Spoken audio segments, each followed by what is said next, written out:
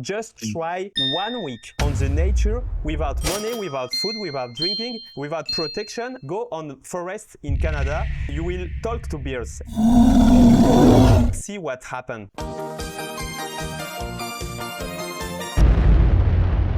So you want to know my stance on that? Yeah. Okay. Yeah. And your stance on humans intervening in wild animal suffering. Yeah.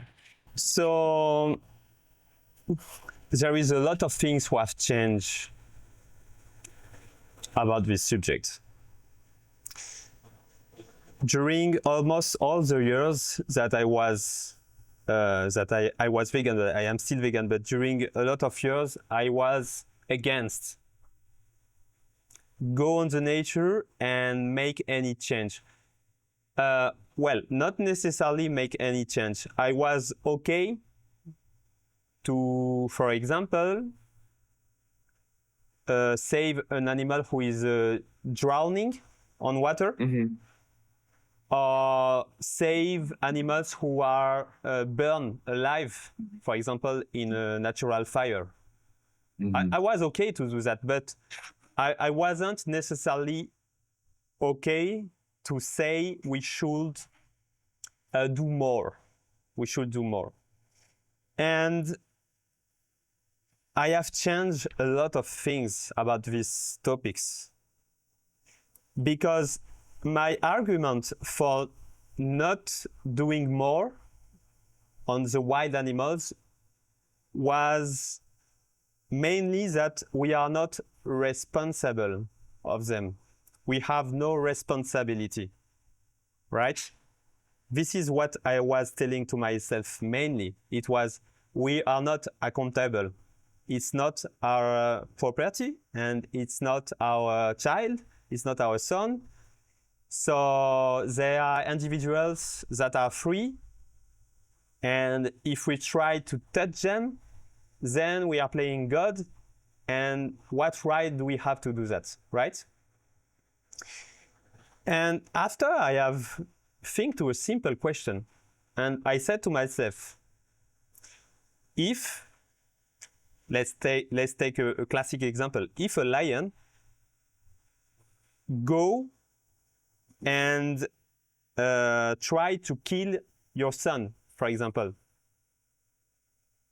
Let's talk about a very easy example.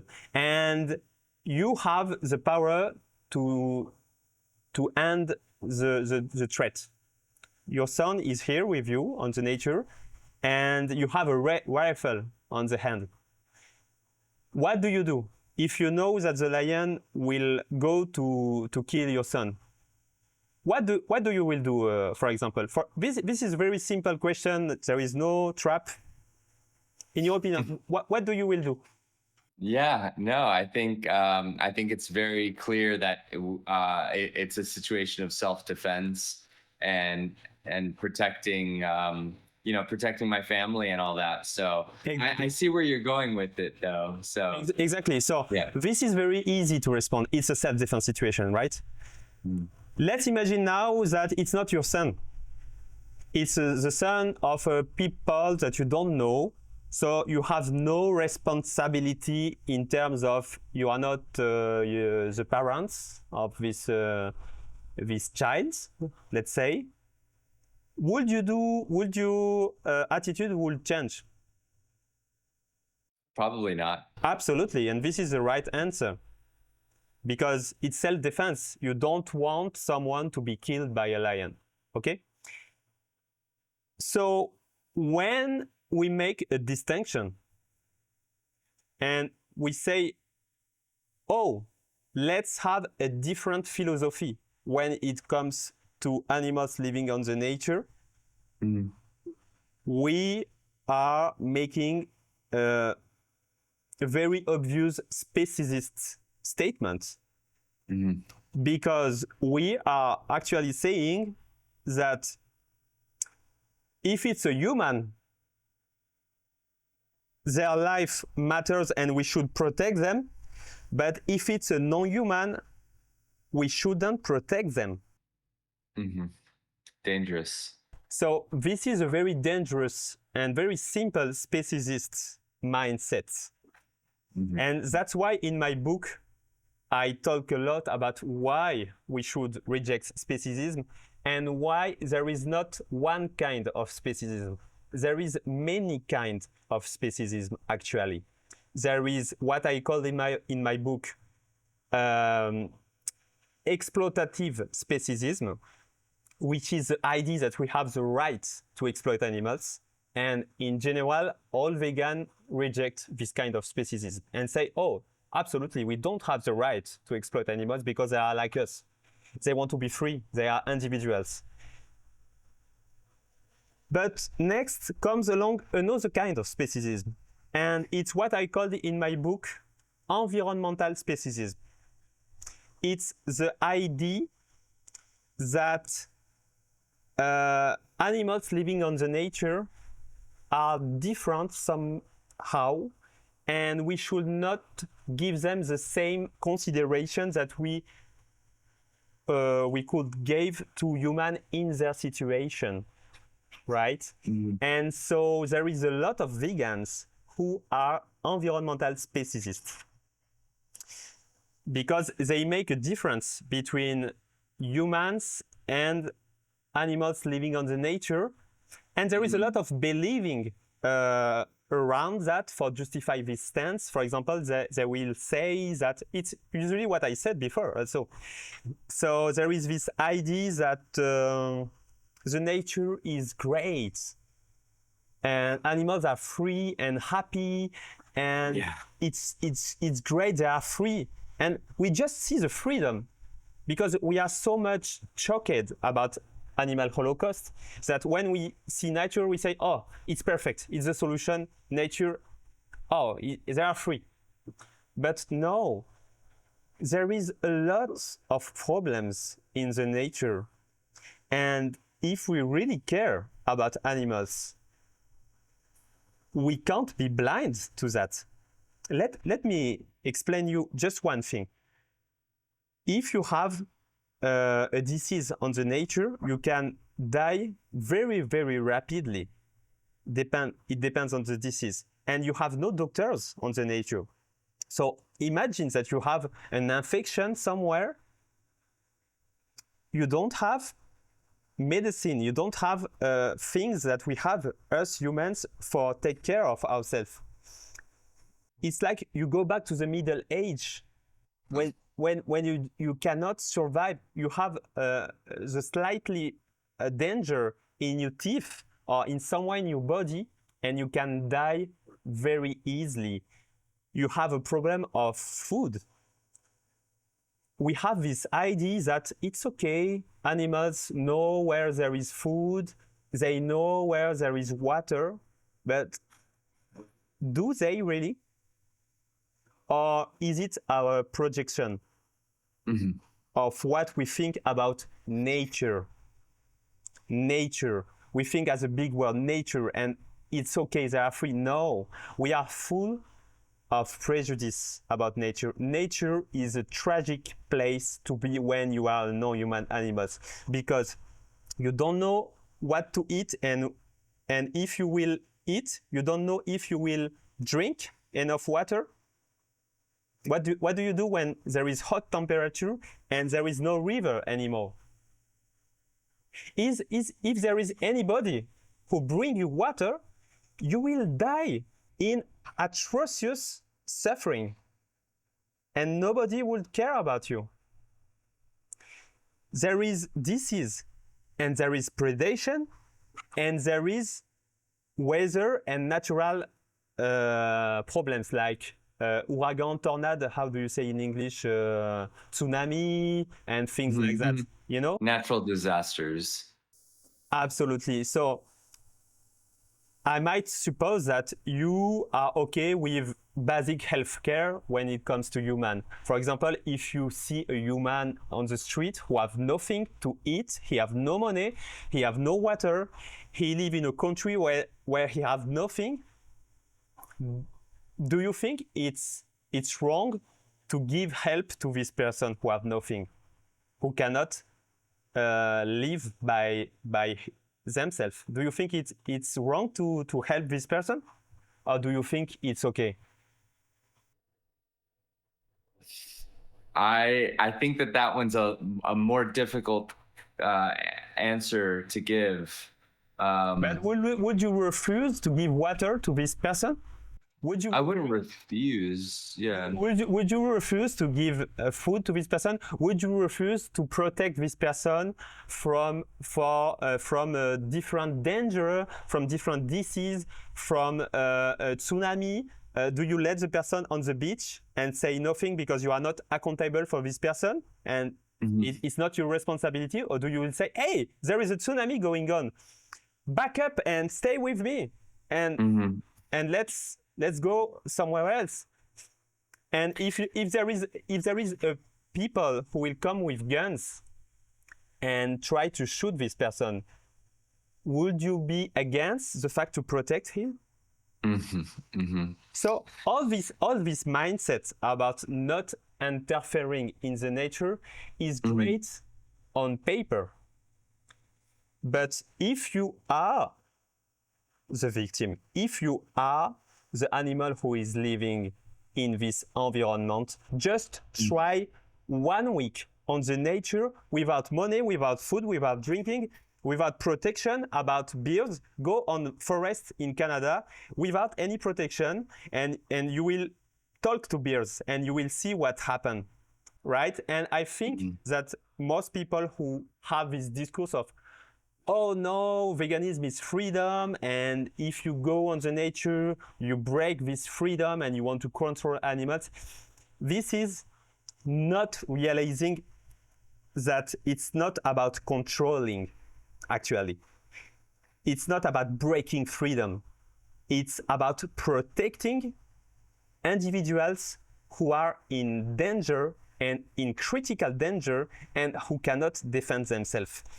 And if there was human, again, we would never have the same discourse. So all this mindset is pure speciesism, and I have absolutely changed and radically changed about that since I understand that all my thought was thought from a very security place where I have no bears to attack me, where I have waters, I have food. But if you don't have that, your discourse will change, and again, we will not have the same reflection when it comes to human in the same place. Yeah, given me a lot to think about here. I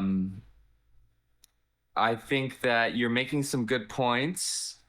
I think that there are some differences with the hypotheticals that you were giving, though. That might I'm convinced on some parts. I'm not fully in on some of the other parts. For example, what's so like in this situation where there's somebody who is living without a house and they're by the ocean and they don't know that there's a tsunami coming. Do I feel a moral obligation to say, hey, there's a tsunami coming, seek shelter? It's not a moral obligation. It's a responsibility to help. Yeah. It's different. Isn't it? It's Isn't that different. thing? No. A responsibility is different than a moral obligation. Moral obligation, you are in the obligation to do that. You are in the obligation to not enslave people. You are in the obligation to not rape, to not murder for pleasure, right? When it comes to self-defense, it's a responsibility. For example, if I walk on the street and I see you, there is 4 guys who are beating you up, I have the responsibility to stop this massacre, to save you. I am morally obligated to save you. It's a broader topic. I am not necessarily sure about that. Some people might say yes, and maybe it's the case. But there is a difference between helping and just not directly violating a fundamental interest of people. Should you have an obligation to give water to wild animals when there is an epidemic hot weather time and there is no river?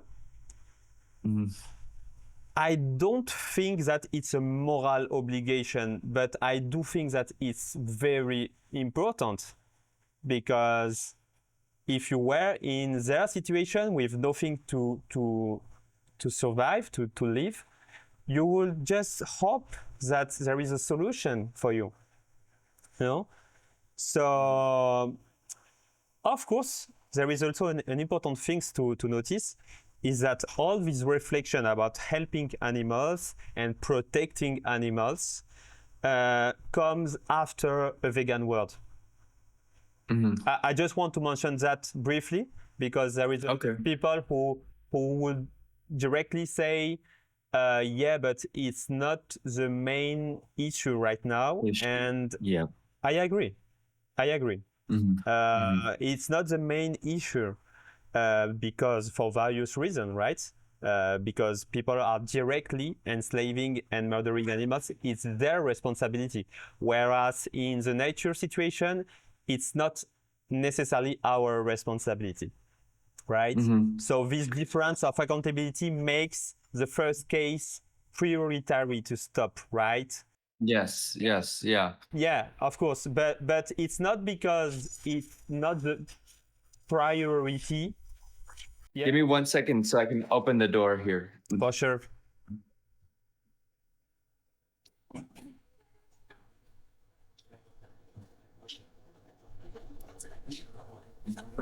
Great. The cat, you have helped the cat. You see, you was not obligated to open it. You do it because it's your responsibility. I did, yes. It's dinner time. Having read up on morality and things and ethics, different forms of ethics, there is the there are measures of right and wrong with how much benefit it will give and with the reduction of suffering, which is utilitarianism. Then there's a method of ethics which is more principled, rule-based, which is deontology. Yeah. And then there's a whole framework of ethics, which is doing good, which is a responsibility. That's kind of where I think what you're talking about, which is virtue ethics. No, it's not about doing good. It sounds to me like there's a difference between moral obligation and responsibility that you're making. That is between what the deontologist would be and what a virtue ethicist. But let's not because we can very easily fall in the idea that it's doing good. When we say doing good, it's too exaggerated, because if there is a lion who wants to kill you, I am not doing good with protecting you. It's not doing good. It's just saving you, right? You have a right to live. When I look at the intervention in the nature, I am not seeing in a utilitarian framework. I am seeing it through a deontological framework. What I mean by that? I mean that veganism is one thing, but there is a lot of problem beyond veganism. There is a lot of right violation beyond veganism. Veganism is a right violation of freedom to animals. We want to protect animals from the right violation of humans when they exploit them, right? In the nature, there is a lot of right violation.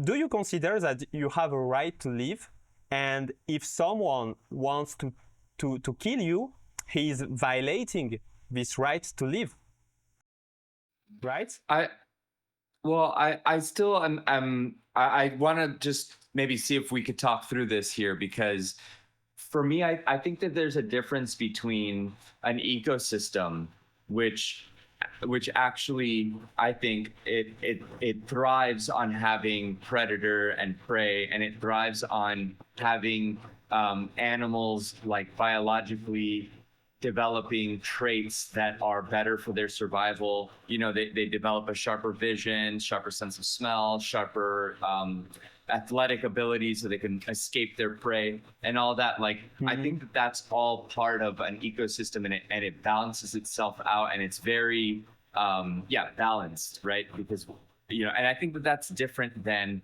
a bear coming into an area where it's maybe if you're in the bear's space, then that's the bear self-defending himself, so, and then if a bear is coming into a city, I don't know, then who came first, then we can get into the conversation about, like, okay, well, we're building civilizations on top of the bear's property and all that. But I think that it's a little different if we're talking about, like, animals in the wild that exist in an ecosystem that's balanced. I agree with you that humans probably do have a rosy idea and a very idealistic idea about nature. In nature, everybody knows what they're doing, and all of nature is good.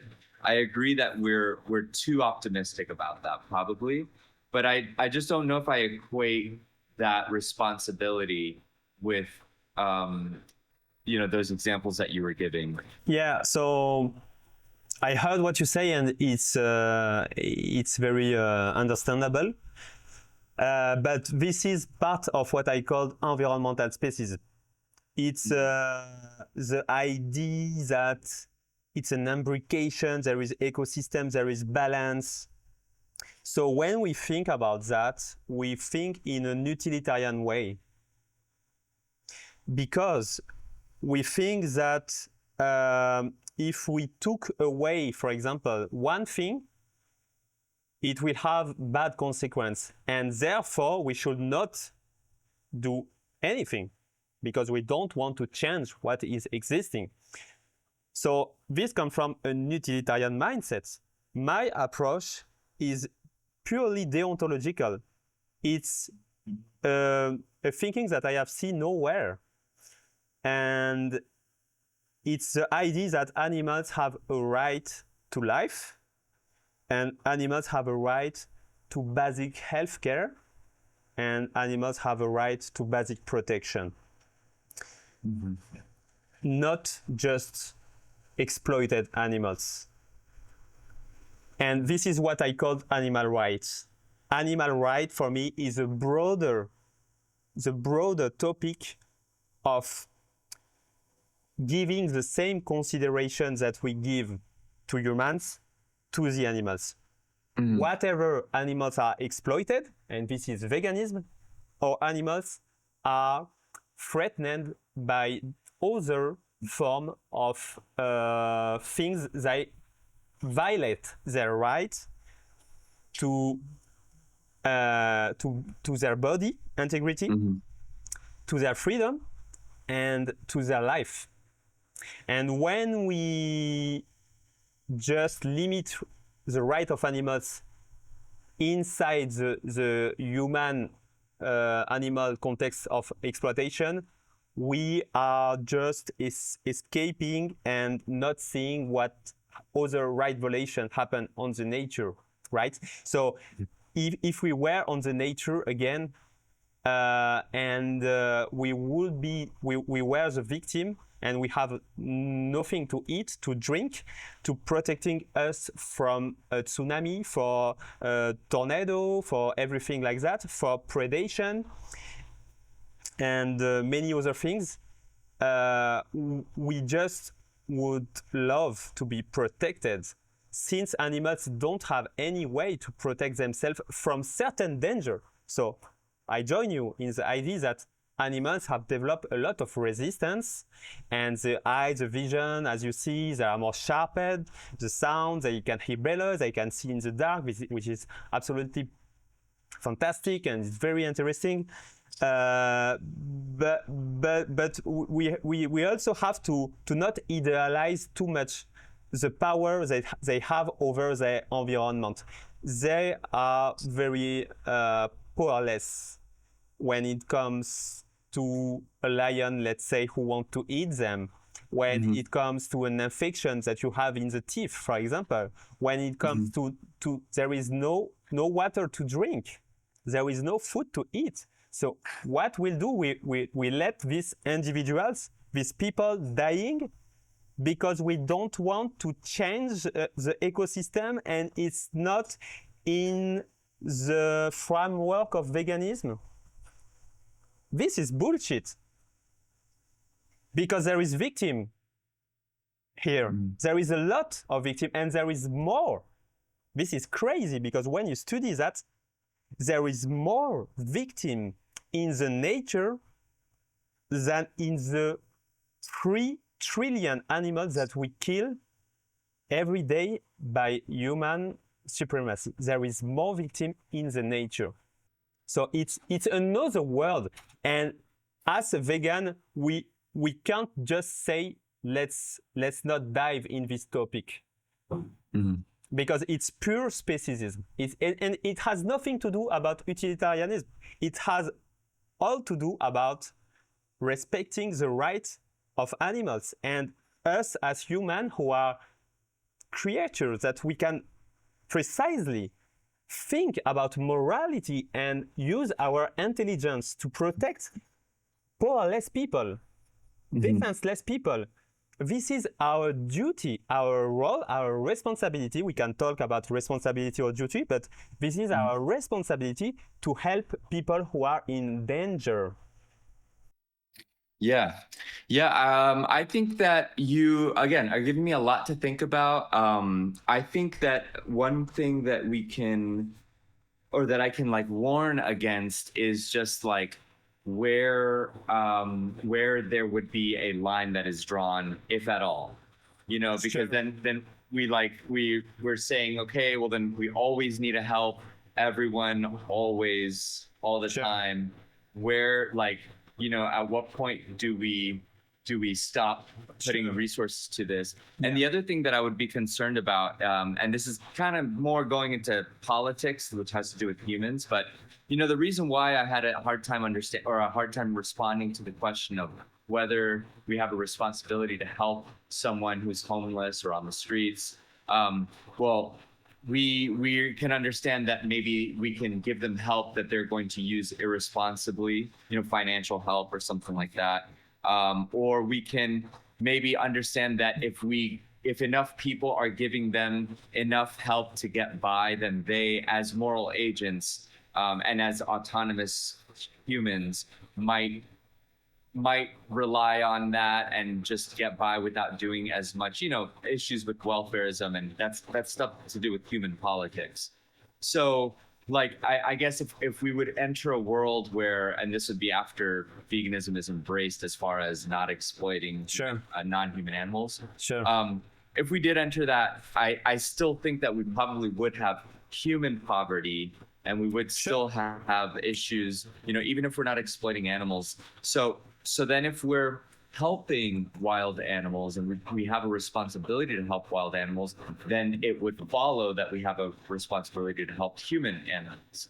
And then we enter the same issue of okay, well, if we're just giving resources to people without them working for it, maybe we are entering a problematic relationship. Absolutely. Yeah, this is a very clever reflection that you had, and which bring us to define more what we should do and what we talk about helping animals, right? So I join you on this reflection about humans. I really think myself about the value of freedom, the value of accountability as humans. And I don't necessarily think that we should pay taxes to other people. I don't necessarily think that we should pay any taxes in general. I think that people should take care of themselves and be responsible. So I am not a socialist. Absolutely, definitely not. So in this aspect, I could join you maybe, but the difference with animals is very important because we are not talking here about individuals who can be like humans in certain contexts. When you don't have just food, when you don't have water, when you have a disease that will kill you if you not have health care, when you have someone who wants to kill you, and there is nobody who defends you, it's different because you are powerless and you cannot do anything for cure yourself, right? But in human, it's different because most of the case of human, they can take accountability and think, okay, I will not go in this place of the city because I know this is very dangerous. So if I know there, maybe there is a risk that I am getting attacked, but this is the responsibility of human. I not say that we shouldn't help if there is a danger, but it's different because animals have not choose to the weather condition and to live in the place where there is no water. Imagine you are in the nature and you don't have just water. You die in some days you are dying and you are just dead after that. So when people are really defenseless and they cannot do anything, they are like child. When you see animals on the nature, they are like child. They have not the tools to defend themselves like us. You know, they have very good protection about predation. They have very sharp vision, very sharp hearing, but they cannot control everything. And it's here where humans can make the difference and help them. And of course, there is a lot of question about how we should help animals. And this is a very interesting topic. And in my book, you will discover that I called this the fact to protect animals on the nature and to help them is called, I have make a principle to that. I would love to read that in your book and learn more and read about these principles because, yeah, it's not something that I've given too much thinking about. And we have all sorts of invisible biases that we're not even aware of. So, yeah, I think it's great to have like these moral reflections and communicate about them. So, yeah, I'm very eager to read your book, and we could probably continue that discussion any other time. It's always it's rich with possibility. For sure.